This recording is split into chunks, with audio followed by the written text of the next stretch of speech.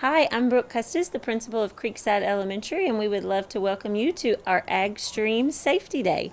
I'm here with Miss Becky Dennis. She is our Ag Stream teacher, and she has organized this amazing event for our children. I'm just glad that our kids are going to get the opportunity to see some safety presentations today, and they're excited. They've got their shirts on. They're ready to go. My name's Marcus Bowling. I'm a conservation officer, or if you commonly know it, a game warden. Can you all tell me what a conservation officer or a game warden does? Surely, yes, you know one thing a game warden does. What? We're gonna make sure people are doing what they're supposed to when they're hunting. What's some other things you may see me do? Yes. You have to check with their fishing license if they catch fish. Very good. Hunting and fishing, we make sure everybody does anything right for hunting and fishing. There's one other thing that we focus on. What would it be? What's on my skirt here? Safety thingies. Right. Those things. So in the summertime, when you're on a boat, we make sure everybody's obeying the laws of boating. How many of y'all have been out on a boat before? I've been on a boat yesterday. Most of you. So good. Awesome. What do I have on the table up here? What is all this stuff? Life jackets. They're also called PFDs, which stands for Personal Flotation Device, but they're most commonly known as a life jacket. So what we're going to do today is we're going to tell you about life jackets, which is a very important thing. It's just like your seatbelt. This is your seatbelt in a boat, like a seatbelt in a car, okay? So let's do this. Can you put that on? Let's see. You put that on.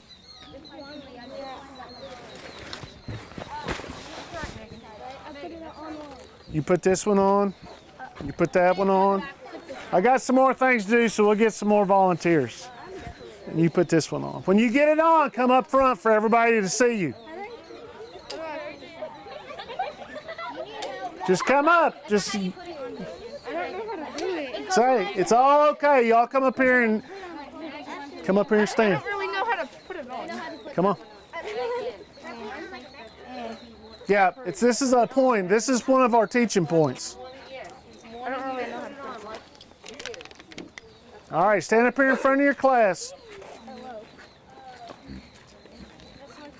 Can you get it on? Okay. What's your name? Layla. Layla? Is Layla's life jacket working for her? No. This is called an auto inflate life jacket. It actually goes off when you get in the water and blows up like one of these other life jackets. Okay? Cannot be worn unless you're 16 years old. So would that qualify you, Layla? No. Thank you very much. Hang on, we're getting to you. All right, get yours on. What's your name? Maddox. Maddox, get your life jacket on. What do you think about Maddox's life jacket? Is it going to save his life? No. Yes. This is actually a PFD, which is a personal flotation device, which I said is a life jacket, but this is a specific type. It's a type 4 throwable. Does not qualify as a life jacket for you. Let's say this whole place was a boat and all y'all were on the boat. Every one of you all on a boat has to have a life jacket for each one of you, okay? This does not count. So if you go boating and somebody says, do you have life jacket, or you ask about life jackets, and like, yeah, here's your life jacket, what do we tell them on this? No, this is to throw to somebody that's in the water for safety. Thank you, Maddox. Yes, sir. I gotta say something. Yesterday, whenever I was boating, my little brother got this. Yeah. Had to wear What's this your one. name? Braylon, Just Braylon. yeah. So, what do we think about Braylon's life jacket? Good. Good? Do a little pirouette, do a little spin around, show off. So, what might be one thing we'd say about Braylon's life jacket, maybe? It's too big. Too big. That's the reason. So, if we have a boat accident in real life, that means we get tossed out of the boat and we're not prepared for it. The first thing that's going to happen is Braylon's arms are going to go straight up. It's going to happen every time because you're not expecting it. Hold your arms up for me. So Braylon's in the water, hit the water and his arms are up. Where's his life jacket going? Up there. I keep it on. Does he have a life jacket now? No. No, serves zero purpose. I can't even swim, so that's bad. That's even worse. But I know how to float, so Yeah. that's good. Life jacket has to fit you. We're going to talk about the 3 or 4 things that make a life jacket illegal, but that's why it fits. What's your name? Rayleigh. What? Rayleigh. Bailey? Flossie? Rayleigh. Flossie? No, Rayleigh. Rayleigh. What about Rayleigh? What we got going on here? Too small. Too small. If you have a life jacket on, if you're on a jet ski or anything, if it's not zipped and buckled, it does not count. Yes, ma'am. And if she falls off the boat, it might get off the life jacket. Same thing's going to happen to her because what's going to happen when her arms come up? It's gonna get off. It's going to go right off of her. So, Rayleigh, right? Yes. Flopsy, right? So, too small. Name? Megan. Megan. What do you think about Megan? Spin around, do your little dance. What do you think about that? Is that going to do her any good? No. All right. So let's talk about the 3 things that make a life jacket legal. Every life jacket, I don't care what store you go into, whether it's Walmart, Dick's, Cabela's, wherever it is, all have labels on them. Every one of them. The number one thing that they got to have to be legal is it's got to be approved by the Coast Guard. It will say U.S. Coast Guard approved. The inflatable has it, all of them have it. That's the number one. What did we demonstrate up here was another thing.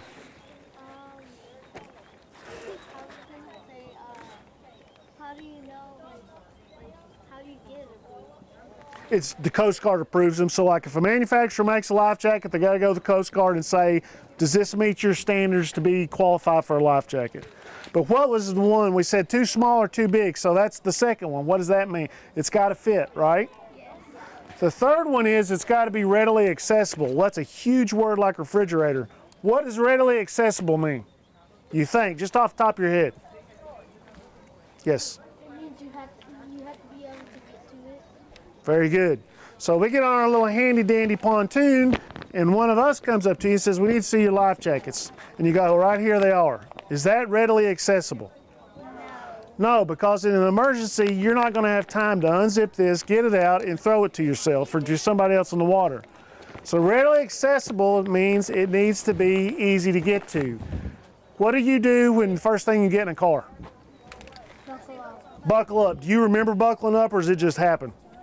You pass it out. It just happens. So what you want to do in a boat, you should always wear your life jacket, but at the bare minimum, if the boat is moving, we want to put our life jacket on, okay? Get in the habit of it, and you know what? Every time the boat moves, you're going to have your life jacket zipped and buckled and ready to go and not even think about it, all right? When you get a life jacket that fits you, keep it with you, write your name on it, it's yours.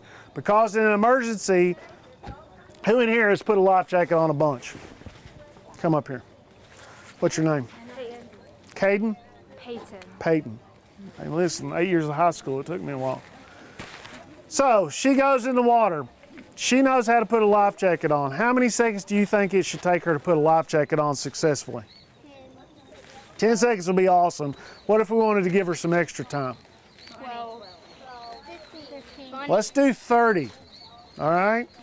30. So Peyton's hit the water. We toss her life jacket. Y'all count for me. She's got 30 seconds. 1, 2, 3, 4, 5, 6, 7, 8, 9, 10, 11, 12, 13, 14, And remember, the whole time you're drinking water. 17, 18, 19, 21, 22, 24, 25, 26, 27, 28, 29, 29. Is she gonna be turtle food or is she gonna make it? I know how to. She's gonna be turtle food. Why are you gonna be turtle food? Is it gonna stay on you? No. All right, I'm let's. to tighten it more. So you need to get a life jacket. You need to practice putting it on, and you need to make sure it fits. Now let's get this thing to fit on here. Fit her right. Put it on. You have to put it all the way out. Okay. Then you have to put it around your whole entire body. And I'm gonna show you how you can tell a life jacket fits you or not. And this is for any life jacket in the world. It don't matter if it's this orange dinghy or something else. So turn around from here. Let me go underneath him. Get it over here.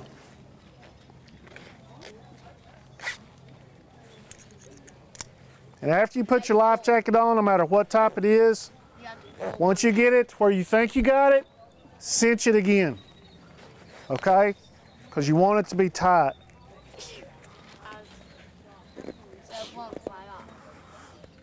All right, so now she's good. Scoot up here. So if we want to tell a life jacket fits or not, when you try it on in the store, the label will tell you sizes, but there's an easy way. Put it on, and if you get a hold of it, and I can't pull it up till it touches the bottom of your nose or your chin, you're good. If it slips up and touches your nose, it's too big. It's got to be changed out. One other thing, so we talked about seat belts. Do we have a seat belt in a boat? So if the boat hits something, it does one of two things. It either goes a different direction or it completely stops. If that boat completely stops, what happens to you in the seat? You fly off. You fly off. So this life jacket protects your body. It protects your vital organs, which is your heart and your lungs. So that's another good thing it does for you. Thank you. But make sure, try your life jacket on, make sure it fits, and then keep it. If you go boating with somebody else and it's in a different boat, take your life jacket with you. Because yeah, they're gonna have a life jacket, but is it gonna fit you? No. You're not gonna know. And when something happens bad, you need to make sure everything's good to go. And like Peyton was standing up putting that life jacket on. In the water, we can do an exercise, we won't do it today because of time, but you can only have from the waist up. So imagine laying in the grass and somebody holding your legs down and then trying to you put that on. So it's not easy. All right. So what makes a life jacket legal? What's one thing? It has to fit. What else? You have to be able to put it on fast, or like know how to put it on. Which is that big word like refrigerator, right? It's readily accessible. What else? It has to be approved by the Coast Guard. That's exactly right. And there's one other. What do we notice about this right off the top of the bat? I know. What? It's ripped. What else? Can you tell? What does my buckles look like? Are there any buckles on it? No. Gone. Life jackets don't last forever. The sun eats them up. Now I've doctored this one up just to show y'all, but if it's ripped and the stuffing's coming out or the buckles and the zippers are messed up, no good. Time to go to the trash. Okay? And time to get another one. Who's keeping track of time for me? Are we good? I think she's gonna blow a whistle. Okay. All right. Oh, we'll keep going. We'll go out there to the pond in a minute. We'll toss somebody in the pond. Can anybody see? Does anybody see what's in here? What is it? It's called a throw bag. Great thing to have in your boat. If somebody goes in, you can throw the rope to them. What was this? What do we call this? Throw cushion. What might be a great thing to have attached to my throw cushion in case somebody's in trouble? A rope. Like a buoy. Because then I can throw it to him and get it to him. Don't move. Did you learn anything? Yeah. Well, All right. kind of. That's a word. What do you guys say? Thank you. Well, y'all are really quiet about it. Maybe y'all don't want to go back inside and study. And there you go. That sounds better. Are you cold? No. Okay. Well, what we're going to talk about is four-wheeler and all-terrain vehicle safety. How many of you, how many of your families have a four-wheeler or an ATV or someone that you know? How many of you, huh? My dad's a four-wheeler. There you go. Go-kart. Yeah. How many of you get to ride on a four-wheeler? I drove one. That was going to be next. Oh. How many of you have got to driven one? When you drive it, is somebody in there with you, or you drive it by yourself? By myself. I can't. Oh, next question. Are you safe when you drive it by yourself? Yes. Yes. Who said the no? Come on. Why are you not safe? Because you don't have an adult with you and you could fall off. Very good. What can make a four-wheeler, dangerous? What are things that you've got to look out for? Like rough terrain. Rough terrain. Bumpy stuff. Absolutely. Tree stuff. Because one time my aunt ran over one and broke one. See, tree stumps are very important. What else? Potholes. What? Potholes. Absolutely. You know, and some other things about them, you know, you make sure that you ride them in an area that you understand, you know, they're not made to be on blacktop. They've got tires that are made to grip in gravel and hold traction as you're riding them. They are not, you know, on blacktop, that's not what they're made for. You know, also, if you're in one that has a seat belt, make sure you fasten the seat belt. There's, you know, we're talking about safety of four-wheelers. We're not also not trying to scare you when it comes to them, but understand that people can get injured from them. You know, every year over 100,000 people are injured on four-wheelers, and no one leaves out to get on a four-wheeler and think, hey, I'm going to get injured today because I've got nothing else to do. You know, whether it's a four-wheeler or anything else, you know, if you're riding your bike or anything and you get hurt, that kind of stops the fun of the day, doesn't it? No? So you get hurt, it doesn't stop your fun? Well, hey, and that's good. But if you get, how many of you know someone that has been injured on a four-wheeler? And when I say injured, to the point they couldn't just get back up and enjoy it. I fell off a dirt bike and broke my arm. He was going towards the building and he wasn't paying attention and the brakes didn't work. So he did the other not smart thing and he jumped off and he broke his arm. I did not jump off and fell off. And I broke my arm and I had to have surgery. Well, but that goes to show, you know, that you can get injured. You know, you have to be careful whenever you're on a four-wheeler or whether it's on a bicycle. You know, we might be talking about four-wheeler and all-terrain vehicle safety, but it comes into any type of safety whenever you're outside playing. You know, how many of you have ridden with someone that was doing something that maybe you thought wasn't safe? Did you say something to them? Okay, well, see there, slow down. What about you? I told him to slow down. Absolutely. You? My cousin was riding a dirt bike down this hill. There was a bunch of bumps. I told her to go slow when there's bumps.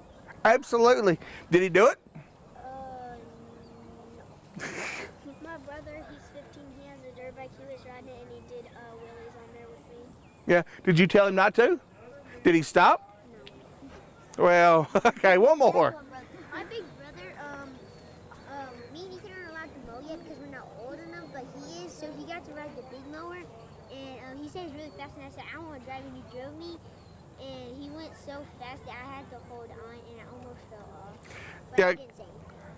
Well, but you know, and a lot of times though, when you say something, if you see somebody doing something unsafe, you know, say something to them, because the most of the time that if you say something to them, they are gonna change what they're doing to make it safe. Because a lot of times, you know, whether you're on your bike, whether you're on a four-wheeler, you know, you're thinking about the fun you're having. Sometimes you're not thinking about the issues that it could be creating, the things that are unsafe. So, you know, and they're the same way. So, you know, if you see somebody doing something that's unsafe, you'd much rather say something to them and maybe them stop doing what they're doing than to see them get injured, right? No? They say, I mean, I do kind of. Well, yes, ma'am. I have a folder and my brother was driving it to test it out to see how good it works. And there was this hill at our house. He hit it and he rolled the folder on top of it. It hurt him? And But he jumped off in enough time. yeah, but okay, but see, you know, realize things like that. You know, people get hurt. Yes, ma'am. My sister does a lot of irresponsible things. Like, she used to have this bike, and we used to have this, like, soft little concrete thing around our house. And she would ride and try to, like, and one day she tried to, like, make the bike go up, and she like, flipped over and almost broke her hand. She was lucky because she jumped off the bike, like, she kicked the bike away from her and almost landed on her feet, but as soon as she did. Like, she made a clumsy move and fell on her back and almost broke her hand. So I'm just lucky she's not sitting in the hospital. Absolutely. Yes, ma'am. One more. My cousin, he was only 3, I think, when this happened. He started at the four-wheeler and figured out how to put in drive. This was my red one, and there was 4 other people, including me, on the back. And he kept on going round and round in circles, and the four-wheeler couldn't take it, and so we flipped on the side, and then it flipped on its side bridge. Yeah. And luckily, did anybody get hurt? I did. My glasses got scratched up, and my elbow was a little scratched. And then my brother's knee was completely bleeding. Yeah. And see, everybody knows of a situation. Yes, sir. I'll go ahead and. I was driving a bike one time, and my sister said, "Are you sure there could be big rocks here that you might hit?" And I said, "I checked." And I didn't check the entire place, so when I was driving, I hit a bumpy rock and couldn't control the bike. So I fell off and hit my elbow. Hurt, didn't it? Yeah, really. I Yeah. yelled. Exactly. And after it happened, you didn't want it to happen again, right? All right, one more. You've been holding your hand up for a long time, so yes, sir. Well, when I got hurt like 10 times. There's bumps on my body. Sadly, my mom told me not to scratch it, but lotion can help. Sadly, yeah. No. And we're talking about four-wheeler safety, but you've talked about bicycles, you've talked about other things. You realize and you see when things aren't being safe, whether it's you doing it, whether it's someone else, and nobody wants to get hurt. No one wants to be in that type of situation. So, the time to prevent those injuries and prevent those things from happening is whenever it first starts. You've got somebody taking a four-wheeler and riding around in circles. The time to get it to stop it is when it's happened, not after somebody gets hurt. So, remember, whenever you see somebody doing something or riding one unsafe, tell them, say, hey, I don't want you to get hurt. And remind them, because, they're having fun. They're not realizing what's going on. And sometimes when you're having fun, you don't think about the possibilities that can happen and someone getting injured. Make sense? Yep. And whenever you have these situations, share it with your friends. Tell them, hey, please don't do this. Or, you see them say, hey, I saw somebody doing this and they got hurt from it. This isn't meant to scare somebody or to make you afraid of them. It's to help you to enjoy them more, to have more fun with them. Because how many in here enjoy riding four-wheelers? I got a question about this. Yes, sir. If they can't drive on blacktop, then how to get here? Yeah, they can. Okay, you can drive them on blacktop, but that's not what they're made for. But actually, that one, that's a good question. I brought it here on a trailer, but someone from another county department needed to borrow the trailer, so they left their vehicle and they took mine with the trailer. But we hauled it here. I didn't drive it here. Yes, sir. Huh? That hook, that's for a winch. If it gets hung up, then I'm able to pull that cable out, hook it to a tree, and pull it out from whatever it's hung from. So that is actually, it's a safety feature on that. You take a small four-wheeler, if they get hung, a lot of times you can push them out of the mud or move them. However, that's big enough that you're not going to be able to push it without someone getting injured. So when you wind that out, hook it around a tree, you push a button and it will pull it out. Yes, sir. Can I have that? Well, if I gave you that, then that wouldn't be fair to everybody else because they didn't get one also. And then whenever I went back to work and they asked me what happened to it, and I told them I gave it away, then I would get in trouble because we use that one for, if somebody's missing, somebody has been out and they haven't gotten home, we use that out looking for somebody like that. Or at certain times, it's the back of it's used to transport someone that's injured to a waiting ambulance or to get them back home. So if I gave you that, then there could be a good chance that somebody that we needed to use that for that was hurt, we wouldn't have it. And you really wouldn't want that, would you? And Mason, you would be responsible. Mason would have to help the injured person. Yeah, exactly. So, yes, sir. Can I have it if I give you a cupcake for my birthday? Well, I like cupcakes, but I would probably get in trouble for letting you have it because a lot of work's went into that. Because it's got emergency lights to it. It's got siren. Like I said, that is an emergency vehicle. What if you give everyone else a cupcake? Would that be fair? Well, I'll give you 1,000 cupcakes. $1,000. well, I know we've got to have it because at some point, some of your friends or somebody might be in a situation that we use that to help them because they've gotten hurt, and you'd much rather us have it for that than yes, sir. How much was the vehicle? Well, it was. The state paid for part of it. The state paid for part of it, but then the county paid for part of it. Like I said, it's an emergency vehicle. It's used for look for people that are missing, for help transport and injured people. So it's a tool that we use to help take care of the community. Yes, sir. Can it drive on grass? Huh? Can it drive on grass? I think Yes. it can because I see little bumps on it. It looks like it could dig into the ground. Yes, and they will go in grass, they will go in mud, they will go in blacktop.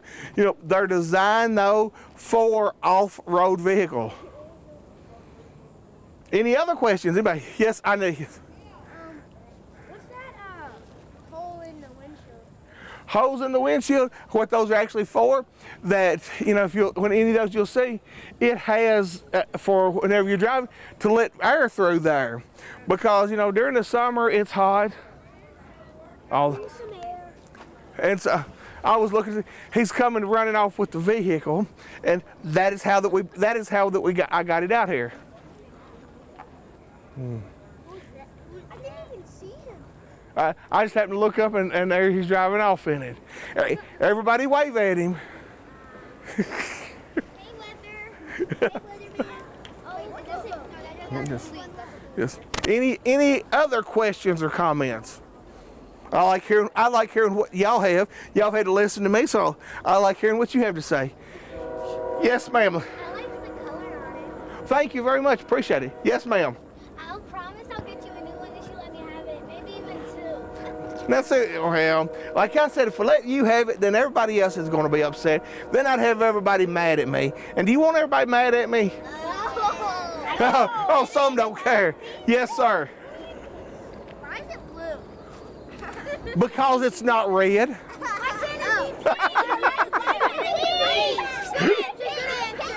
Yes.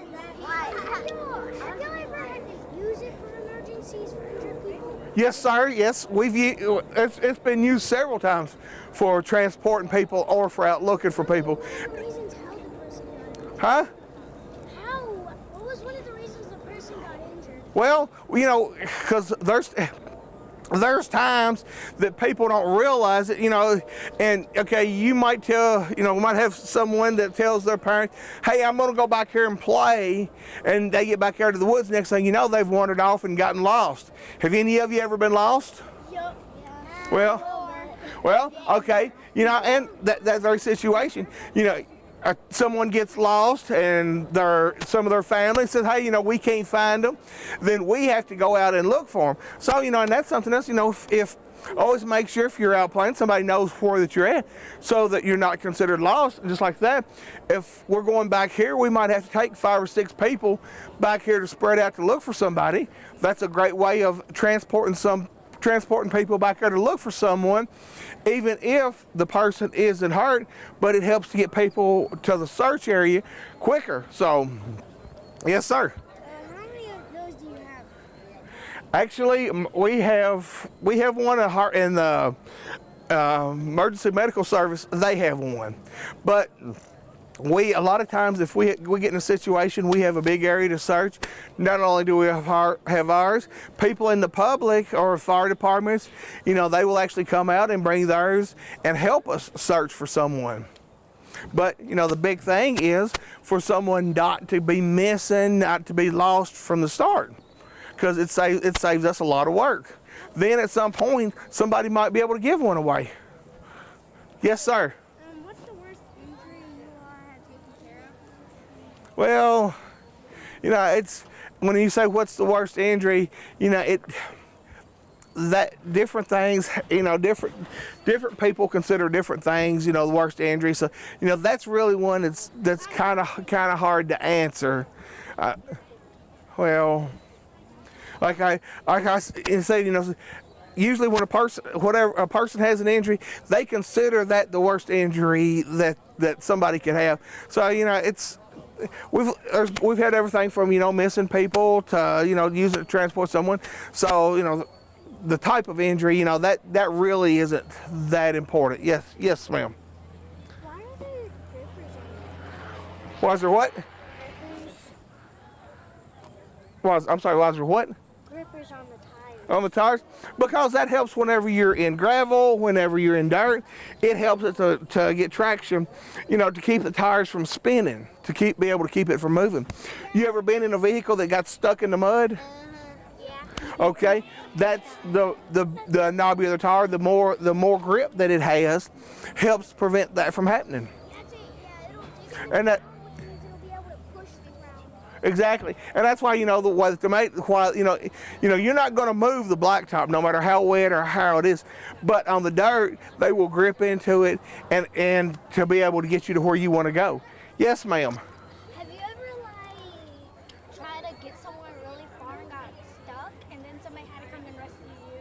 Well, that's we're fortunate. That's why it's got that winch on the front of it, where if it gets stuck, it helps get it out. But okay, talking about like that, if we put it in a situation that it gets stuck like that, are we using it safely? No. Very good. It's because the situation, if it didn't have that and we got it stuck, well then we're liable to have to walk back out to get somebody to come help, and that takes a lot of time. Yes, sir.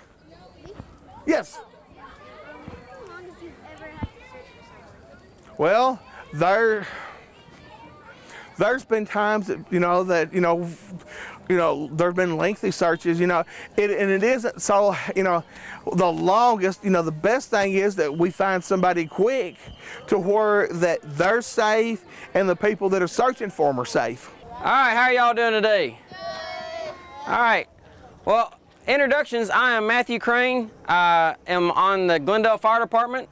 I've been with Glendale for 20 years.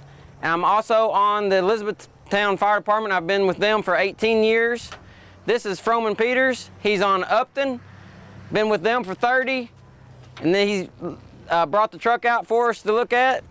And he's also retired from E-Town, and he spent 24 years there with E-Town. All right, so we've got a few years of fire service behind us. The last group asked about training. Froman said when he got out of school, he thought he was done learning and taking tests. Well, that's all we do. We go at E-Town, we train just about every day. We still have to take tests, but we get paid to do it. That's pretty cool.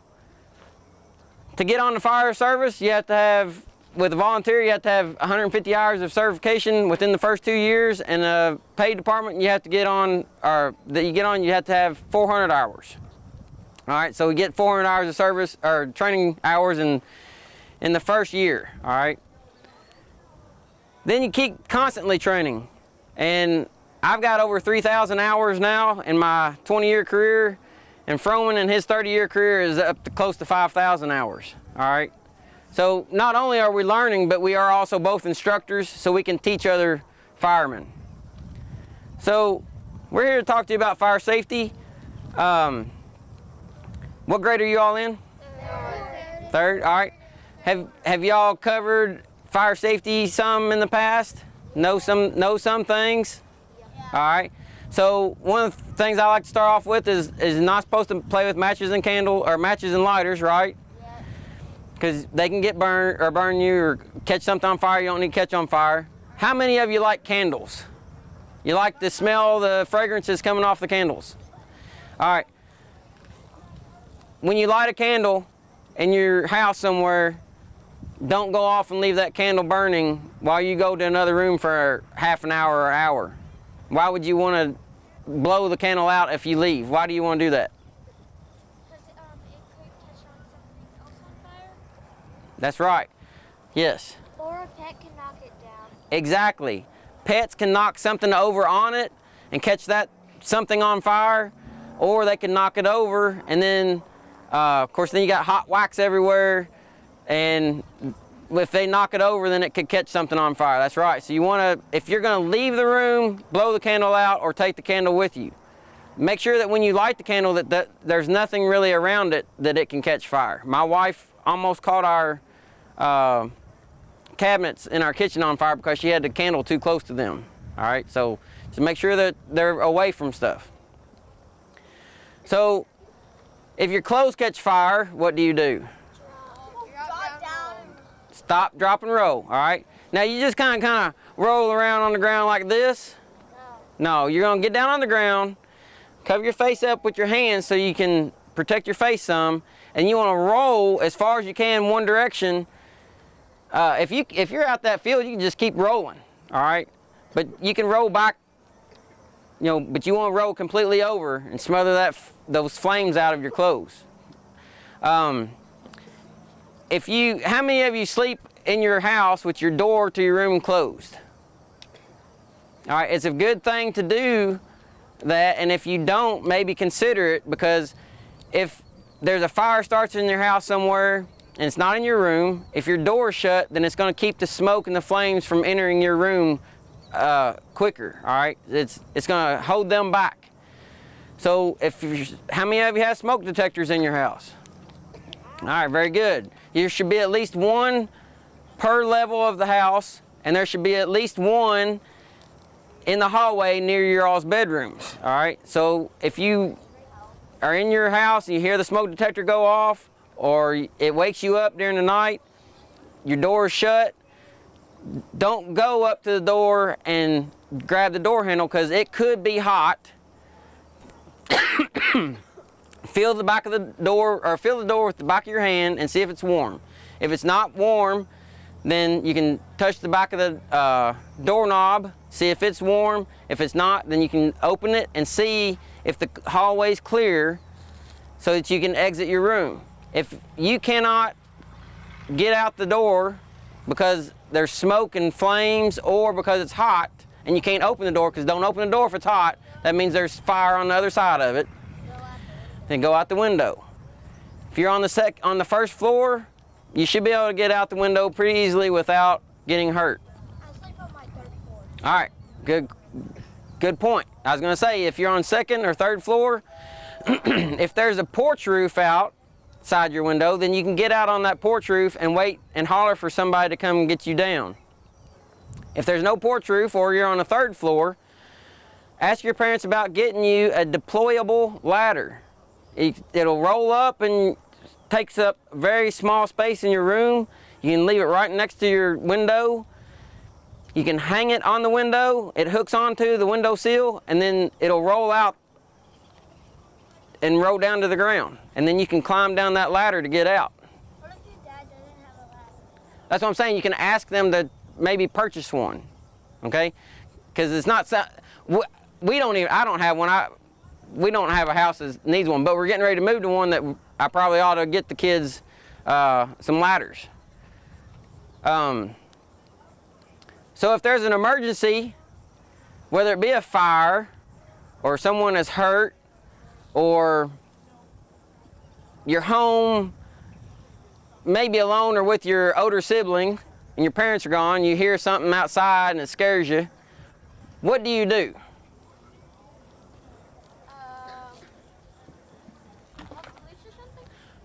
What number are you going to call? 911. Because 911 will get you whatever help you need, whether it be fire, medical, or police. All right? And if you're traveling down the road and you've got a flat tire or something like that and you need some help, then you can also call 911 and they'll get you a tow truck. What else? Smoke detectors, don't go back in. Okay. So if you have a fire or smoke in your house, all right, and you get out, then don't go back in to get a pet, all right? Your pets like to go hide. It might be hard for you to find them. Just wait for the fireman to get there. You can tell the fireman, hey, my pet is in the house. It it's probably hiding in this area, and then that gives us an idea of where it might be to go look for it. And there have been several pets that the firemen have saved over the years, all right? What was the other thing you said? Fire drill. Fire drill. Y'all practice fire drills at school. Well, you can also practice fire drills at the house, okay? Because when you do your fire drill at school, doesn't the teacher take you out to a certain area in the parking lot and meet? So, and then she counts and makes sure that everyone's there.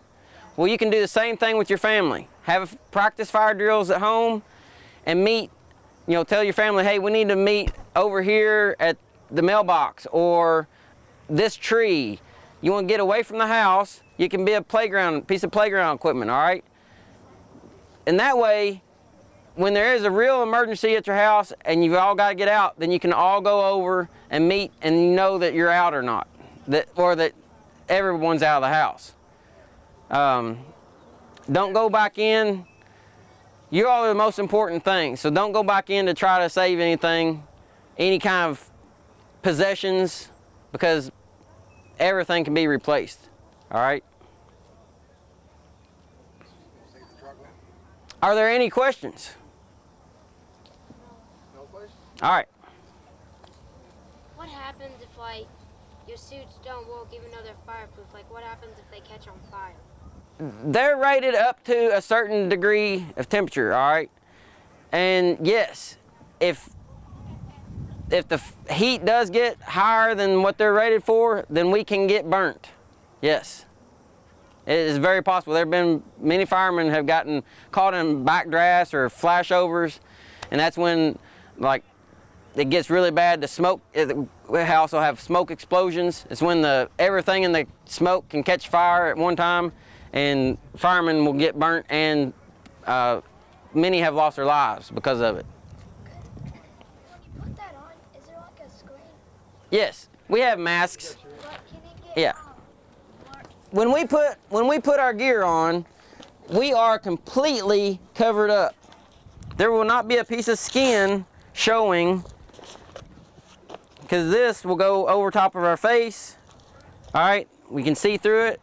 The regulator from the air pack will connect in. This one won't connect because there's different ones and they have the older one, but they will connect to the air packs. This is from Glendale and his is of course Upton. And then we've got, to go over that with our, that's my gloves. I don't know, I got a hood somewhere, Nomex hood. It goes over my head, and of course my helmet goes on top of it. Can your mask get blurry? I tell you what will happen with masks. If there's lots of smoke, the smoke will get on our masks, and we got to wipe our masks.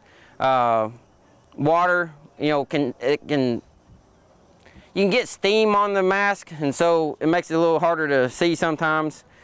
But worst thing is smoke. Yeah. The smoke will bake onto the mask.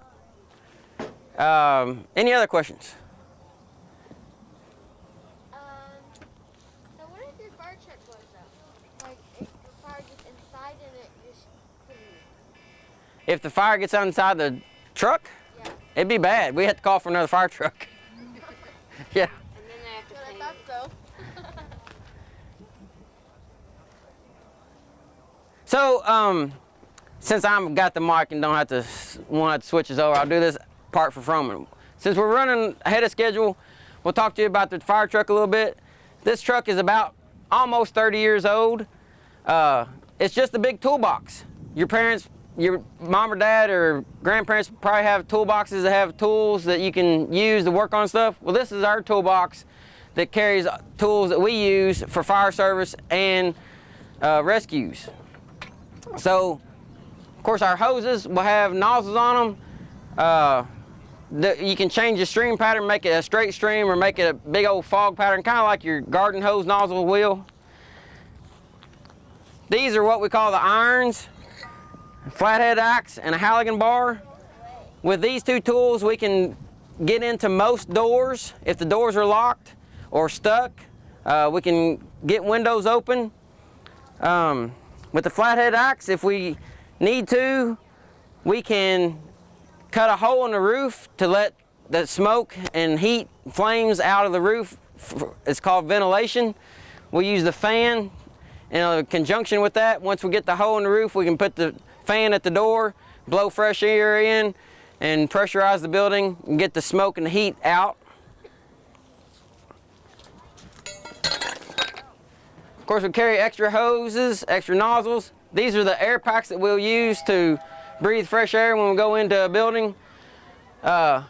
This are two different kinds of fire extinguishers. This is a CO2 and this is a dry chemical for putting out different kinds of fires. This truck carries 750 gallons of water. Some trucks hold 1,000, and then we've got tanker trucks that can hold anywhere from 1,500 to 3,500 gallons here in the county. So being out in the county, we don't always have fire hydrants.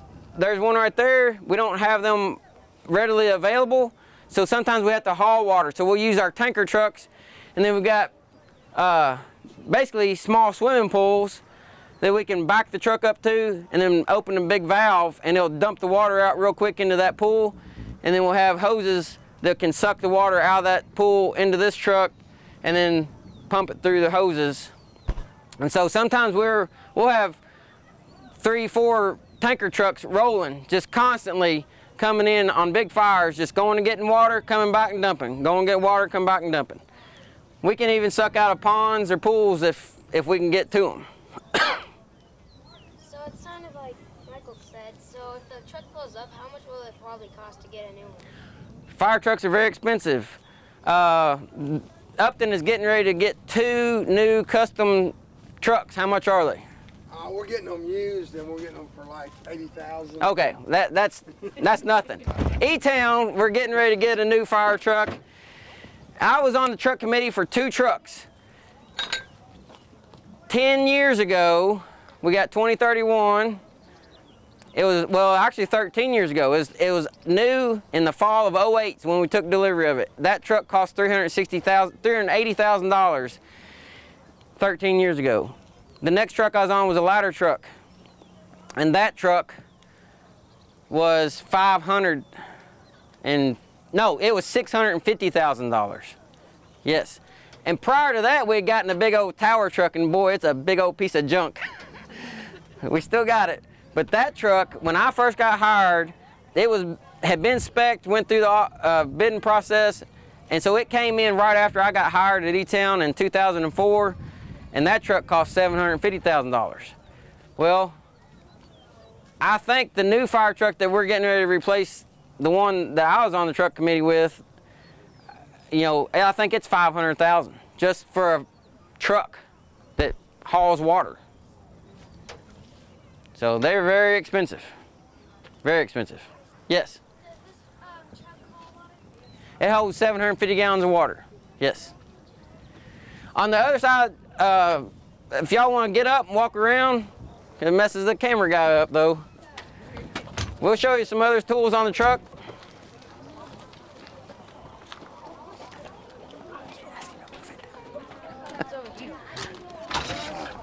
We'll get it later. Bungee cord. There was a bunch of water in there right now. Like. All right, so if we have a car wreck and somebody's trapped in the car, then we have, these are called spreaders. We'll get it later.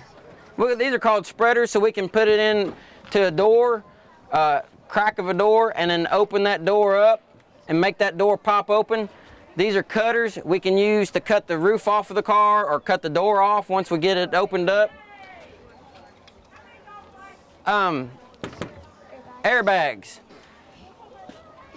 The other group caught that. They said, why y'all carry airbags? Well, if there's a car wreck, someone's leg is underneath the car, or they were working on the vehicle and it fell off the jack stands and they're trapped underneath it, then we can set the airbags up. They run off of air, just the air cylinders that we would have on our air packs, like these. We can hook them up, hook this air cylinder up to the airbags, and then we can raise the car or the tractor or whatever it is up to get them out from underneath it. Anything else cool on the side? Medical bags. So, you know, I said 911 will dispatch whoever needs to come. Well, a lot of times we're both first responders, and so we're trained to do CPR and to use AEDs to shock people that are having heart attacks. We can put bandages on people and splints if they've broken their arms or legs. So a lot of times we'll beat the ambulance to a medical emergency. Yes. Do you guys have seatbelt cutters? We do have seatbelt cutters, and then of course most all of us carry pocket knives too. So, yes. So I think so. Do you push it or do you open it? Like, Well, you push that little button and then open it. yeah, I thought you just like push that and then. No. What's in there? I don't know. This is not my truck, so. Kodiaks. That's rescue equipment. Rescue. These are stabilization. If there's a car on its side, then we don't want to fall over, so we'll set those stabilizing arms up and keep it from falling over. This is a thermal imaging tool, so we can use it to see what a hot spot is or a temperature. So. Thank you. All right. You're welcome. Alrighty. So are y'all ready? Yeah. Have y'all been having fun here today? Yeah. Are y'all learning safety stuff? Yeah. All right. So now y'all get to come over here and hang out with me for 15 minutes, and guess what? We're gonna talk about germs. I know you're tired of hearing that about washing your hands and all of that good stuff, but we just want to make sure that you're keeping safe and that you're staying safe. That you don't get sick, right? So, with that being said, so we're going to use this scenario. I left my fruit on the desk, but we're going to use this scenario about apples. Okay, mom picks up an apple, she brings it home, but before mom got to the apple to bring it home, that apple was touched by 15 different people because everybody wants the perfect apple that looks just right, don't have any spots or blemishes on it. So she brings it home, she sits it on the counter, and then you come through and you pick it up. Nobody has washed it. So guess what? If you didn't wash it and you just started eating it, those 15 people that touched it before you're now eating their germs. You don't know if they washed their hands, if they coughed on it, if they sneezed on it, all of that. So you don't want any of nobody else's germs in your body. That's how a lot of germs get transferred, is because of contact. Nobody wants to be sick. Everybody likes coming to school. I didn't get an amen on that one. No. I love school. Good, thank you. I love school, but I don't like wearing masks. I understand that. So if we all do our part to keep germs from spreading and all of that different stuff, we're going to get there. So we want to make sure that we are washing our hands. How long are you supposed to wash your hands? 2 minutes? 20 seconds. 20 seconds. To what songs can you sing? ABC. And what else? 1, 2, 3. 1, 2, 3, and happy birthday. So what are we going to use when we're washing our hands? Soap and water. Soap and water. How the water should feel? Warm, or should it be cold? No. It should be what? Warm or hot. Even if you're at home, the water at home temperature is different from the one at school. I have a question. Yes, ma'am. Why is it important to only wash your hands with warm water and not cold water? Because the warm water helps to kill the germs. Because even if it's cold, it's not taking it out. Warm water or hot water helps to remove stuff that are stuck on your hand. Cold water does not. Just like when your hands are sticky from eating candy and then you put it up under the cold water, it doesn't help it. But if you put it up under the warm or the hot water, it helps to remove the sticky stuff off of your hand. Why do you take hot and it feels too hot, like you're gonna burn? Okay, that's when you add cold water to it. Turn the hot water down and add cold water to it, and it should make it just right where you're able to wash your hands. Yes, sir? You know how you were talking about eating up people's germs? What you could do is you could bring it home, all right, and before you just go bite into it, what you should do is you should like wash it. Yeah, you should. Then after you dry it off, wash your hands. Right, exactly, because that's way, like I say, germs are always, to curb the germ thing is doing prevention, is washing your hands. I have a little friend here, and he is the common cold. This is what the common cold germ looks like in your body. Yeah. He might be cute looking with his little blue self, with his little pretty eyes, but he does not make your body feel good. So who all have had a cold before? How did it make you feel? Sick. Did you want to get up? No. I Did, stayed in my bed for 24 hours. yep, slept in the bed, you had a fever, just felt bad. My nose was so stopped up and my whole head would be like muggy, my sinuses. Yep, you be all muggy. And here go my other little friend. Yeah, he cute, but remember, he does something, he does not like your body. Who all, no, this is not COVID. who all have had strep throat?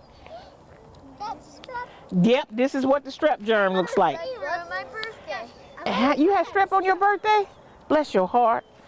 So, I mean, like I say, he might have the little pretty little droopy eyes, but he does not make your throat feel good. He does not like your throat. He does not like your throat. It feels like razor blades and all. I mean, just stuff Just like someone cutting your neck. Yeah, because you can't hardly swallow. You get to eat ice cream and popsicle might be the good thing, but it just makes you feel real bad. All right. Now that they said it was COVID before. It does look like COVID when you turn it this way. So, but when you turn it this way, what does it look like? Chicken. Yeah, chicken pox. So how many of y'all have had chicken pox? I had it when I was in 6th grade, years and years ago. But a lot of y'all won't have it now because you have had the vaccine for chicken pox. But when I had it, I was covered from head to toe with little bitty blisters all over. So that's what chicken pox does. It covers you, it makes you itch, you have a fever, it gets in your... Chicken pox can get anywhere, in your mouth, your hair, your eyes, your nose, your ears, your fingers, lips. Chicken pox was, back in the day, was ruthless. He was horrible. But like I say, y'all won't get to have it because some of y'all have had the vaccine for it. Wasn't it deadly at one time? Yep, smallpox was. Yep. That's not the virus. No, this is not the virus. I don't have a COVID germ yet. I'm gonna have to order one and put in the kit. But this is this is what, when you don't brush your teeth and then you begin to have cavities. No, and then you don't brush your tongue. So this is bad breath. Bad breath. Yes, this is Mr. Bad Breath.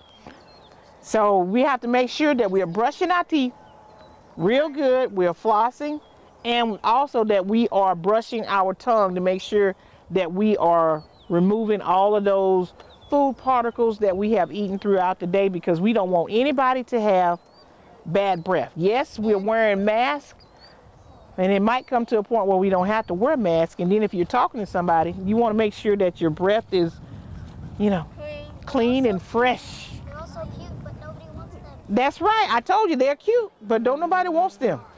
You're definitely right. Because the strap kind of looks like a peanut, but red. Yeah. They call it Mr. Hot Tamale because it makes your throat hot a while ago. So, so hey, yeah. So they renamed all of them.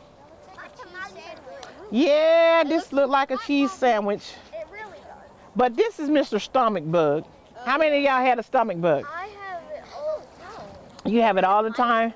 It ruins my little brother. Yeah, it ruins things, because you're feeling sick, you're nauseated, you don't want anything to eat, you're throwing up, and all that bad stuff. I had it the day before my birthday. Oh, bless your heart. Almost ruined your birthday, didn't it? If it had been a day later. So this is the stomach bug. I don't like it. And a lot of times you get a stomach bug is from eating food that has not been cooked properly, that has not been stored properly, that has expired. So sometimes when people go to the restaurant and they come home within 24 hours, they're feeling bad, they got a stomach bug, and it could be from food that was not cooked properly. Yeah, because one time when me and some of my family members went to this restaurant near Texas Roadhouse, my mom, my grandma, and my aunt all had the same thing, and they all got the stomach bug. They all had the same thing, which was chicken. So they think it wasn't either cooked properly, or they just. Yeah, because sometimes chicken is one thing that has to be cooked very properly. The temperature on chicken has to be 165 or above. Anything under that 165 is not cooked properly. Yeah, because they think it was at least at 150 something. Yeah, because it can, if it's not chicken, if chicken is not cooked properly, it can make you sick. One time on our birthday, there was a double rainbow that stopped in the middle of our lawn. That is awesome. Rainbows are pretty. Yes, ma'am. I have a stomach bug like every year. Is it contagious? Some can be, and some are just, we have just eaten things that we shouldn't have eaten, or it wasn't cooked properly. One time we went to, me and my mom and dad went to a restaurant, and they both got a salad, and my mom noticed that her chicken was like really pink. So she didn't eat any like chicken that wasn't cooked not properly, but if she did, she would have gotten it. Yeah, and you have to send it back, because if the chicken is pink, that means it is not done. So you have to make sure that there is no pink in your chicken. Yes, sir. Oh yeah, one time I had like the flu Mm-hmm. or cold, and I was sick for almost like a month. And sometimes it takes a long time for people to get over things. That's why you have to make sure that you're eating the proper fruits and vegetables to boost your immune system so that you won't get sick. And if you do get sick, you will have a short recovery time. So that's why we have to make sure we're eating our vegetables, the broccoli, the carrots. Oh, what's wrong with carrots? Carrots are yummy. Fruits are delicious, but you got to make sure you eat your vegetables. What about your vegetables? Tomatoes are good. Asparagus is good. I like Broccoli is good. Peppers, Huh? Celery is good with peanut butter and raisins. Brussels sprouts are good too. Because one time when we went to Texas Roadhouse, my dad ordered a steak and it was like a different color than it was supposed to be. So he asked the waiter, if they could make him another one because it looked like it was uncooked because it was like a different color than it's supposed to be inside. Yeah, a lot of people eat their steaks medium or they eat them rare, but I prefer mine well done. I don't want to see nothing, no pink nowhere. He eats his done well done. Yeah. Yes, ma'am. This one time, me and my family went to Tennessee and we ate out because we didn't really bring anything with us, so we ate out every night. And then we ended up having to go home because me and my little brother ate some kind of kids meal at some kind of restaurant that was open at the time, and we got sick. Yep. And we couldn't stand it. Right. So that can happen. Like I say, undercooked food is one thing that can cause you to have a stomach bug. Did I show y'all? It looks like a potato. Yes, and like I say, they all look cute. Like a stick of butter. Like a stick of butter. Like a potato. A potato. Mr. Butter. Mm-hmm. But this is cough. When you have a cold, don't you have a cough that comes along with it? So this is what the cough germ looks like. Mr. Cough. Mr. Cough. And it just, you cough, it makes you just feel bad. And sometimes you can cough so much that it makes your chest hurt because you're coughing and you're doing a whole lot of coughing. So that's why we want to make sure that you are eating the proper fruits and vegetables so that it can boost up your immune system. I like apples and bananas. Okay, well that is a start. Those two are good. They are loaded with vitamins, so you have a start with apples and bananas. I also eat strawberry and banana. So now that we have discussed about the germs and different things, one of the things that can help us is when we are touching things to make sure that we washing our hands. What is one way that you can open a door? Like after you're done with using the bathroom, you could take the stuff that you wipe the wet stuff off and you can use it clean. Right, that's one way. You can like do this. Do you use your shirt? You can like, if you have like baby wipes in your like purse or something, if Mm-hmm. you use your purse, you can use the baby wipes. Right. All of those are good ways of opening the door, because a lot of times when people use the door handles, or if the doors don't open automatically, they have to either push it, pull it to get out. And then you don't know where their hands have been. And if they've washed their hands. And if they wash their hands. Yes, ma'am? Sometimes they might have these things that you put your foot on and you pull it back. Right. So you can do it that way. So, and also we need to make sure that when we're touching things, like now I see a lot of y'all playing with the hay. So when you get it through, make sure you don't touch your eyes, your nose, or your mouth, because those are the entryways for germs to get into our bodies. So, because we don't know where the hay been before it got here, what was running through the hay while it was out in the field. It could have been, you know, the wild animals. They could have been out there doing their due in the bushes or whatever before the hay was. And I know you're sitting on it, but you're also touching it with your hands. Make sure you don't touch your eyes, your nose, or your mouth. Or your who? Or your ears. Just make sure you don't touch the eyes, nose, or the mouth with your hand, because those, like I say, those are the entryways for the germs to enter your body. What if you have an itch close to your mouth? If you have an itch, use the part of your arm. Just don't use your fingers. And she has hand sanitizer in her purse. I'm quite sure some of y'all might have some in your backpack or in your room. We just want to make sure that you're not giving germs access to your body. There are good germs in our bodies, and one of how those are in there to fight the bad germs. So we can't kill off all the germs. Sometimes when you get strep throat, they give you antibiotics to fight the bad germs, but they also sometimes kills off the good germs too. So you have to put good germs back into your body. Yes, ma'am.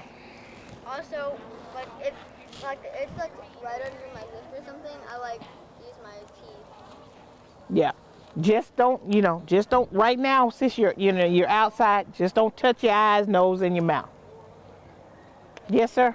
You know, I was talking about sanitizer. Speaking of sanitizer, I have a container of it in the building on my desk. Right. And it's also, and I keep some in my pocket, in my purse, in the car, on my desk, just having it, because sometimes you might not have ready access to running water and soap at that particular time. I have some just now, Oh, okay. And using hand sanitizer is not a substitute for washing your hands. Washing your hands is always good, but like I say, you might not have access to running water and soap at that particular time, so that's when hand sanitizer come into play. Yes, ma'am? My mom said that hand sanitizer can also kill the good germs. Yep, it can. So that's why we gotta start, making sure that we put it back. Who likes yogurt? Yogurt, that's good. Everybody likes, well, you like yogurt? Y'all don't like yogurt? You like? Yep, yogurt is healthy for you. Especially if it has probiotics in it. It helps to put the good germs back into your system. All right. So I'm a forester, and what I do is I work with trees and plants, and I'll go out and walk through the woods. And there's a lot of plants out there that are that you can find, wild plants that are good to eat. But you've got to know what you're doing, because there are also some that are poisonous and they can make you sick or even kill you. All right. So first of all is how many of you have ever eaten a plant? All right, so some of you have not eaten a plant. Have you eaten plants? Yes. Okay. Yeah, so everybody eats plants, right? Because the bread is made out of plants, the salad is made out of plants. Yeah, there's lots of blueberry pie is made out of plants. So all of that's made out of plants. So if you're getting your plants from the grocery store, you know that they're safe, right? If you're getting them from the farm or the farmer's market, you know they're safe. But if you're going out in your yard or the woods and collecting, you've got to be really careful about what you're picking up to know for sure what it is that you're getting. Yes, ma'am.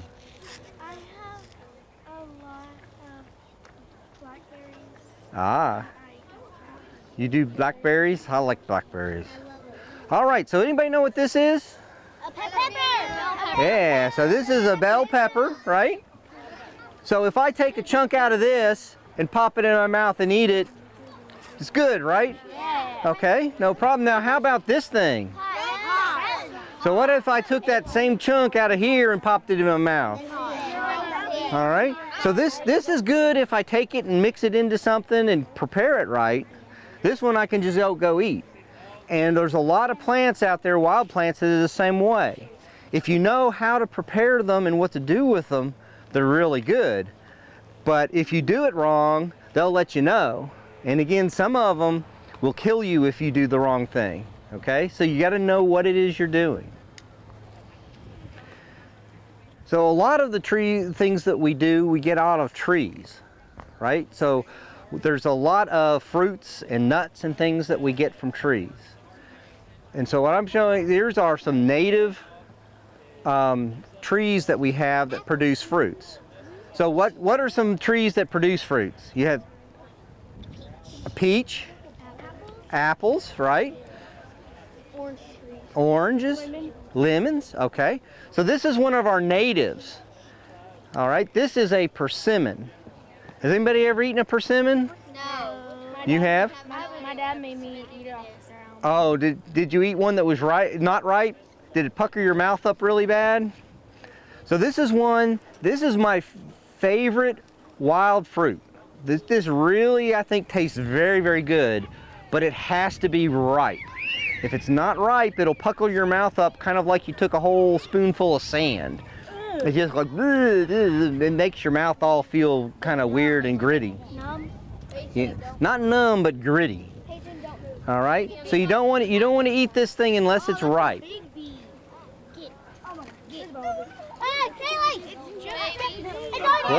Whoop, there we go. It flew away that time. Did it come back?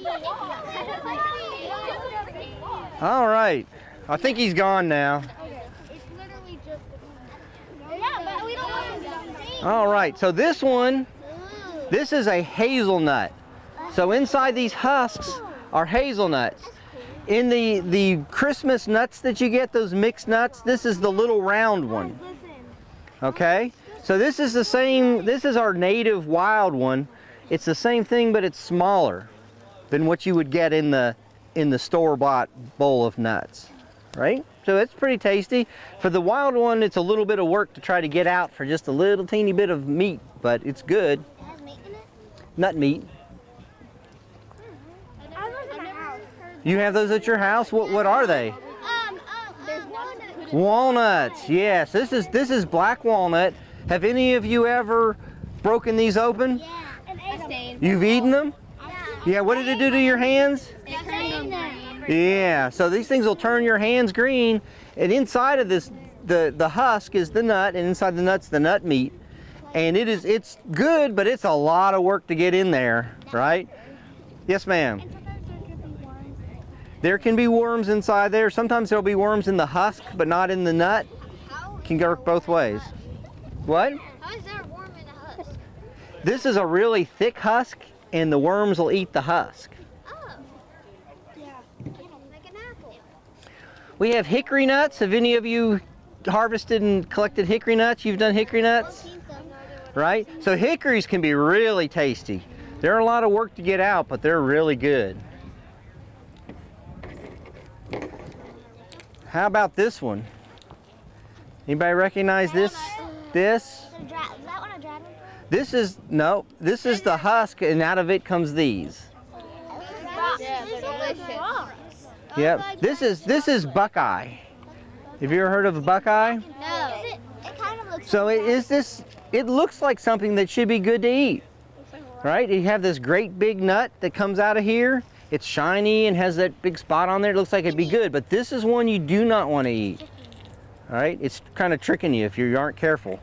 You don't want to eat this one. Buckeye, because it's poisonous. Why are you touching it? Poisonous is, there's different ways. So some things will poison you through your skin. A lot of things you have to eat to be poisonous. So I don't want to play with this stuff and put something in my mouth without washing my hands. Okay, so this, everybody know what this is? Mushroom, okay. This is a wild mushroom. Mushrooms are really good if you buy them at the grocery store. They're good and safe. Wild mushrooms are the most dangerous thing that you can find in the woods to eat if you do not know what it is. Right? So there are some really, really good wild mushrooms out there. Yes?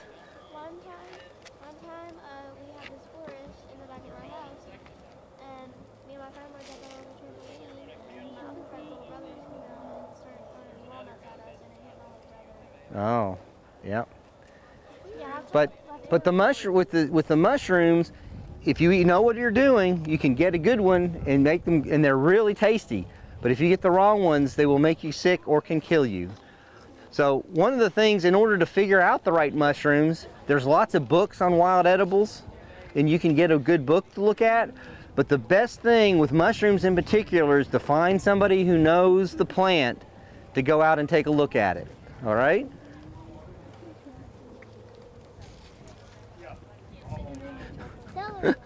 Well, it's pretty wilted right now. You know what this is? Celery. It's not celery. Not lettuce, not beets. So, okay, so think in the spring to your yard, and think this has yellow flowers, and then when it goes to seed, it comes up in a little puffball. Dandelion, yeah. So this is a dandelion. And a dandelion it's a weed in your yard, but it's nice because you can eat almost all of this plant. I heard that. All right, so you can eat the flowers. Have you eaten it? Yeah. No. Some people I put it in that little weed. Mm-hmm. Yep, there's lots of things that you can eat. So anyway, the dandelion, you can eat the flower, you can bread it and fry it up and it's good. The young shoots, the young leaves in the spring are good and tasty. And you can take this root and dry it and bake it and then grind it to make a coffee-like drink, which is pretty good. My mom made me some. Yeah. My mama puts those in her salad. Ah. Yeah, there's lots of plants that you can get out of the yard to eat that are good, but you got to know what they are. Okay, so this, yeah, look at those thorns. How many of you back there have been walking through the woods and run into this thing? Yeah, I think you have. Yeah. All right, so it has all these spikes and these little tendrils, but the shoot, this nice succulent green tip, growing tip, is edible. So you can eat this raw, or you can steam it, you can saute it with butter, and it's pretty tasty. This is Greenbrier. Greenbrier is the name of the plant. Yeah, because briar means thorn. Yep, and it is very, very tasty if you pick the green growing shoot. The other thing is this plant has drawn a lot of my blood, right? So I have been scratched and scraped with this thing, and I feel a good feeling of revenge every time I rip off a piece of this and put it in my mouth. It feels like that's what it needed to happen. But it's actually very tasty. I've stepped those flowers. Yeah, me too. That there's something in it and then you can like it. Oh, the honeysuckle. All right, so my poor pokeweed here is pretty wilted. This plant has a sprig of berries, of purple berries, right? Have you seen those? They'll stain your fingers. They look like they should be really good to eat. but they're not. The seed in there is very poisonous. But this plant, so the seed is very poisonous, the root is very poisonous, the old foliage is very poisonous, but the young shoots in the spring, you can collect the young shoots in the spring where it starts to put out new growth. You can collect that and cook it properly with changing the water, and it's good. So it's one of those things you can eat part of it at the right time of the year if you cook it and prepare it properly. Otherwise, it's a poisonous plant.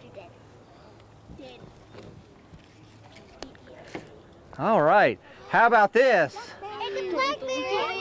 All right, so it looks like blackberries. Blackberries are really tasty, right?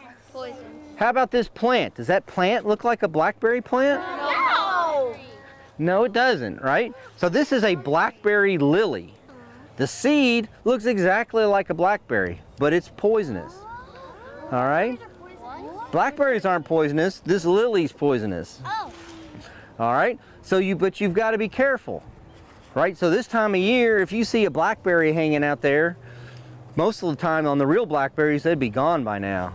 But if you see this, you want to make sure that it's attached to a blackberry to eat it, a blackberry bush, and not this thing if you're going to try to eat it. It has to be off a bush. Yep. All right, so you got to know the plant. All right, so earlier they talked about why was I touching stuff if it was poisonous.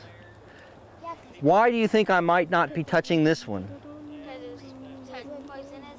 Because when you touch it, you'll get poisoned. Yeah, Because it could be extremely poisonous. it could be. Anybody know what it is? There's a weird bug on it. Yeah, there's a cicada shell on it. Oh. Yeah, so this is poison ivy. Okay? Right? So if there's any plant that you need to learn how to identify, it's this one. If you take a step outside your front door, you should know how to identify this plant. Because it can grow anywhere. It can grow along your fence, it can grow in the yard, it can grow in the woods. All right?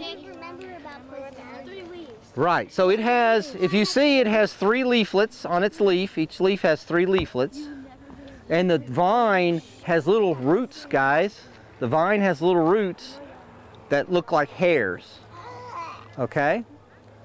So, but this is one you really need to learn how to do. Now, what happens if you brush up against it? If I rubbed my arm on there, what do I need to do? Get peroxide and go. Okay, well, the very first thing, somebody said wash it. Me. Yep. That would be me. That's the very first thing you need to do is soap and water. So if you get into this stuff, soap and water. Okay? Well, that's where you got to learn the plant. No, like if you're running, you don't see no plants and you just accidentally hit. Right. Well, if you're in a place where you might run into it, when you get home, wash up. Still wash. Soap and water, okay? So the other thing is, like I wear these long pants in the woods. If I brush up against this in the woods, if I'm walking through and there's poison ivy on the ground, the oils from the poison ivy will get into my clothes. All right? So I need to make sure that those clothes go into the washing machine and not into the laundry. You be careful when you take them off and put them into the washing machine. So if I go and I take these and throw them in the laundry, and my wife then comes back and does laundry and gets poison ivy, is she going to be happy with me? No, she will not. All right, so my clothes have to go straight into the laundry when I get home. The other thing is if you go wandering through the poison ivy and throw them in the corner of your room and don't clean your room for 3 months, what's going to happen when you do clean your room and pick up those clothes? The poison ivy is going to soak into the carpet.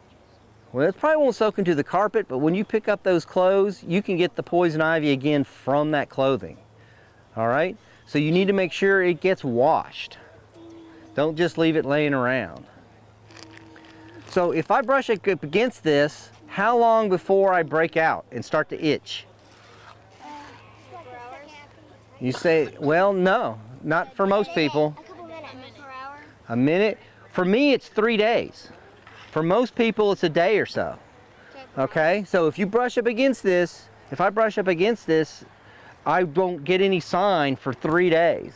And so it's really hard to know where you picked up the poison ivy. All right, and it's also important because if you immediately brushed up against this and broke out, you would then learn, oh man, that's the thing that got me. I don't want to touch it. With this, you can get in there and do a whole lot of work in it and play around in it and not realize the problem until too late. So know your plant. Yes? Why does it make you itch? The oil in it impacts your skin and you get a reaction to it. And you blister up, and then some people are really allergic to it, and some people really don't have any issues. I normally will get a good line of it every spring and won't get any more the rest of the year. It just depends on the person. Yes, sir. If I touch that, I break out immediately because the doctor said that I'm allergic to everything after. Yeah, some people break out much quicker than other people, but for most people it's a day or so. All right, any questions on plants before we? Yes. Like, are you able to cook the oil out of the poison ivy? The poison ivy is something that you do not want to eat. All right, you don't even want to try to cook the oil out. All right, it's one, so birds will eat the berries and it doesn't seem to bother them, but we don't want to do any of that. You don't want to put this in your mouth at all. All right, so you use you don't try to eat it, you wash up if you touched it. Back in the back. What is the tallest tree called again?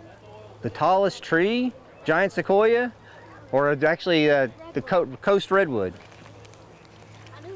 How tall is it? Big, I don't know. I haven't seen one around here. Can you eat sticks? No. You can eat the young shoots. So there are lots of plants that you can eat. The important thing, and what I hope you take away from this is know, if you're going to try to eat wild stuff, is know for sure what it is that you're eating. There are guidebooks that can help you with that. The best way is to find somebody who knows and to get in the woods with them and learn what the plants are. All right? Okay. What do you say? Thank you. All right, y'all ready to get started this morning?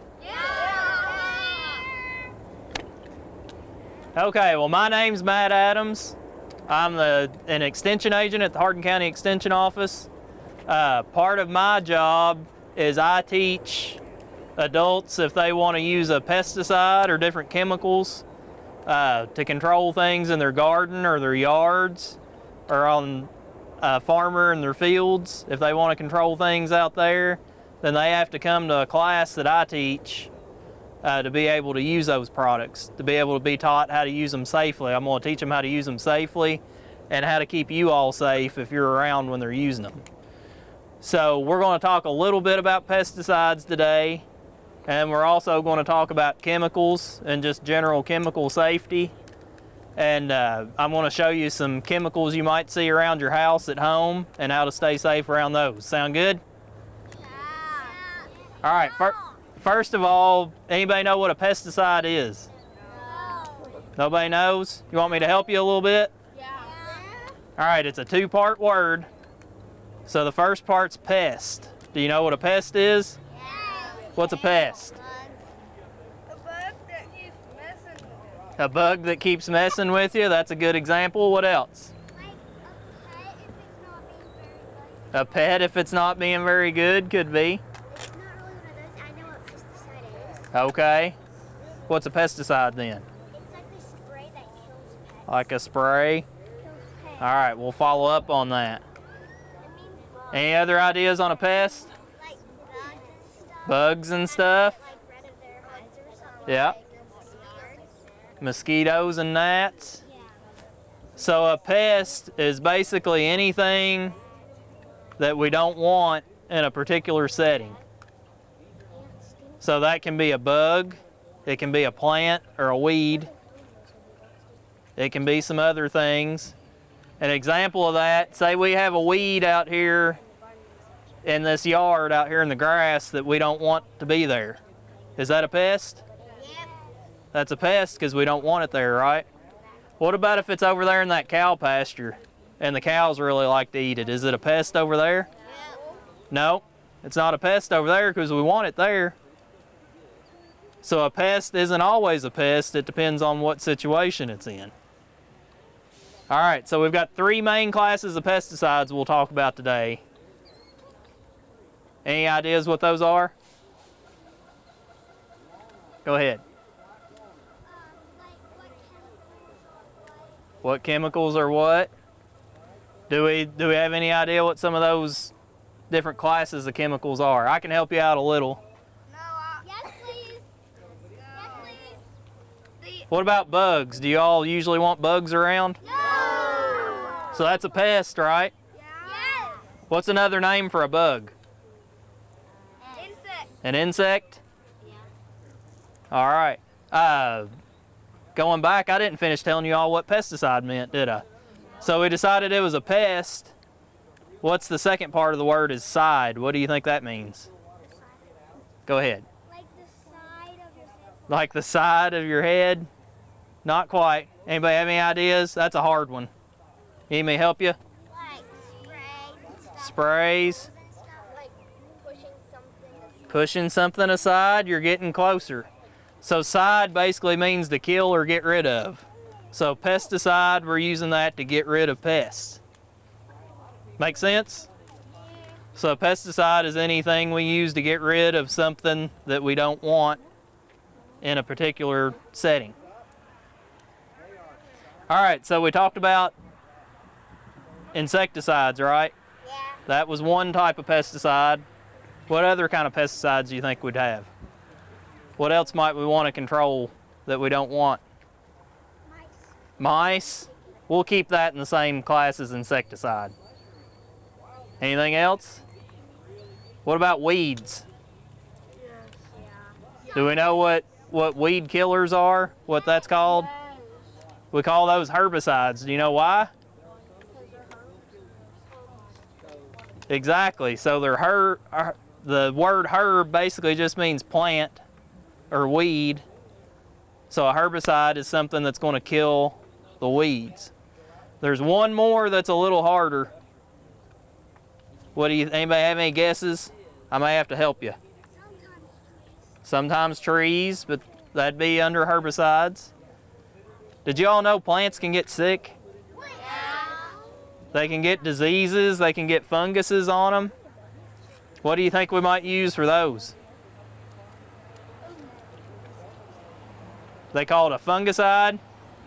So they're going to kill or prevent fungus and disease from getting on that plant. So we talked about herbicides, insecticides, and fungicides. Which one of those 3 do you think is most harmful to you and I?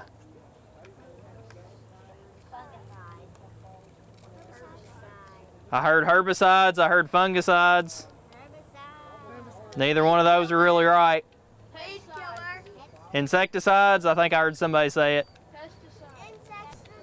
Insecticides are going to be the most harmful to you and I. Why do you think? Why do you think that is? Because some insects can be poisonous. Because some insects can be poisonous. What else? Because they can mess up things in your house. They can mess up things in your house. They can spread diseases. They can spread diseases. So the insecticides we have to watch out for more than the rest because we're more closely related to the insects than we are plants or funguses. So if an insecticide is going to kill an insect, if it eats or drinks it, then it's probably going to make us sick, right? Because we're pretty closely related to an insect. So we want to be careful around all 3 of those, but the insecticides can really make us sick. All right, so I meant to bring a herbicide container with me this morning. I ran off and forgot it. But have any of y'all ever seen any pesticides at home? Yep. What did they look like? What did the container look like that they were in? It's like white and has like type of bugs on it. White and has some bugs on it. It kind of looked like monkey. Yeah.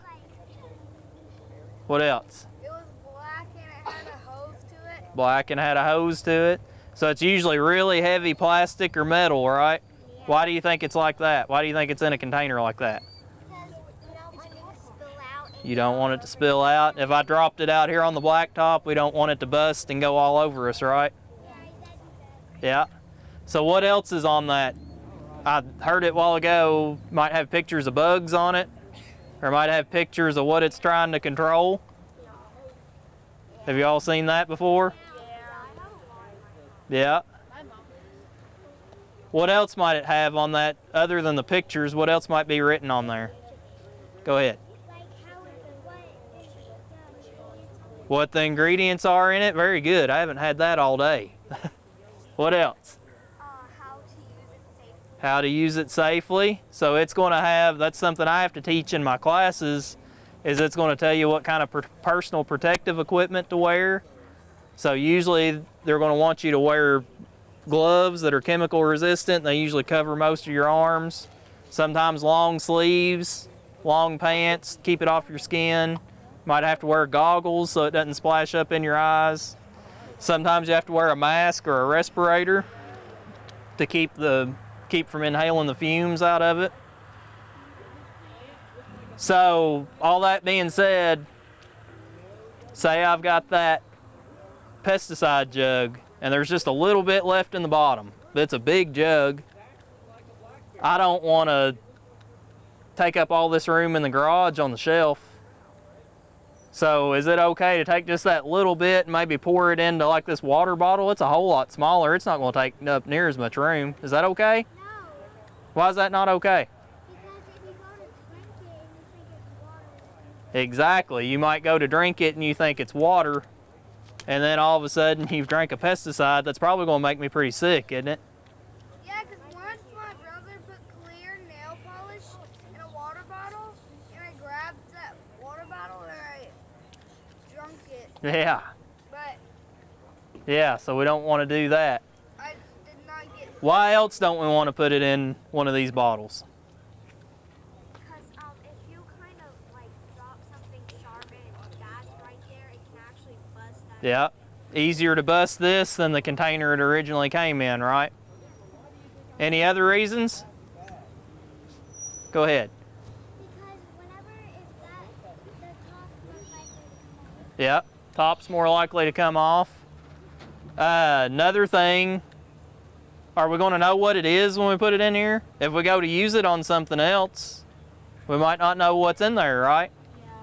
So we might get mistaken and put it on a plant that we didn't want to kill, or an insect that we didn't want to kill, and might end up causing harm there, right? All right, so we know that's a bad idea. So knowing all that, are we ready to play a little game? All right, name of the game, safe or unsafe? Do y'all want to know the rules? They're pretty easy.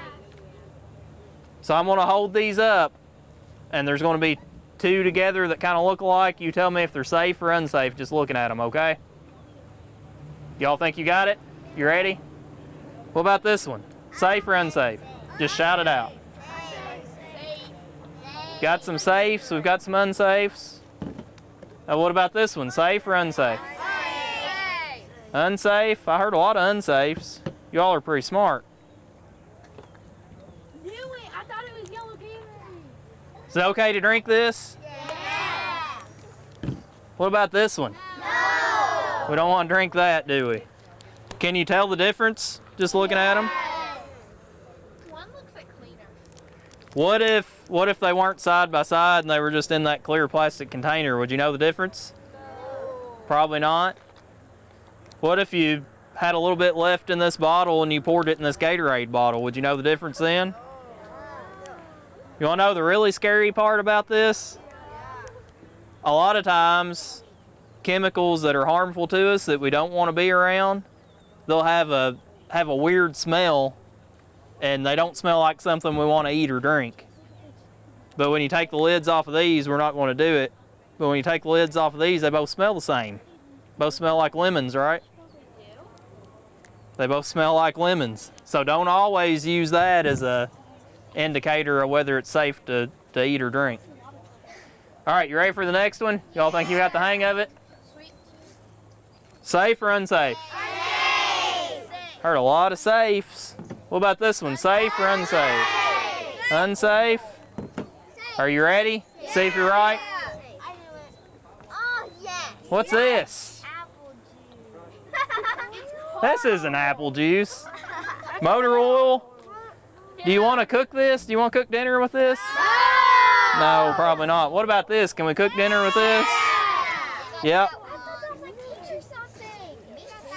All right, I saved the hardest one for last. Y'all think you've got it now? You think you can get this one? Are you ready?